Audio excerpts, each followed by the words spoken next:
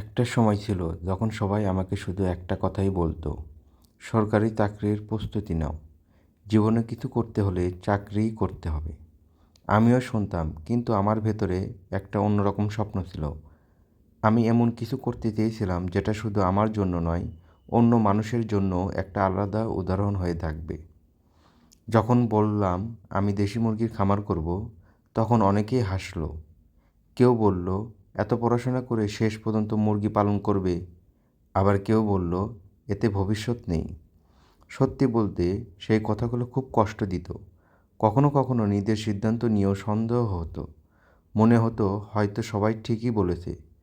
কিন্তু তারপর নিজেকেই একটা কথা বলতাম, যদি নিজের স্বপ্নের জন্য লড়াই না করি, তাহলে সারা জীবন আফসোস নিয়েই বাঁচতে হবে। তাই ছোট্ট করে শুরু করলাম। খুব বেশি টাকা ছিল না, অভিজ্ঞতাও ছিল না। ছিল শুধু শেখার ইচ্ছা আর হাল না ছাড়ার সাহস। অনেক সমস্যা এসেছে। কখনো রোগ হয়েছে, কখনো লোকসান হয়েছে, কখনো মনে হয়েছে সব কিছু ছেড়ে দিই। কিন্তু প্রতিবারই নিজেকে বলেছি, যে স্বপ্ন মানুষ দেখে, তাকে লড়াই করতেই হয়। আজ আমি বলবো না যে আমি অনেক বড় সফল হয়ে গেছি। এখনও অনেক পথ চলা বাকি। কিন্তু আজ আমি যদি আগের চেয়ে অনেক বেশি আত্মবিশ্বাসী। কারণ আমি জানি আমি নিজের পায়ে দাঁড়ানোর পথে এসেছি। আজ যারা একসময় বলেছিল এতে কিছু হবে না, তারাই এখন আমার কাজ দেখে অবাক হয়।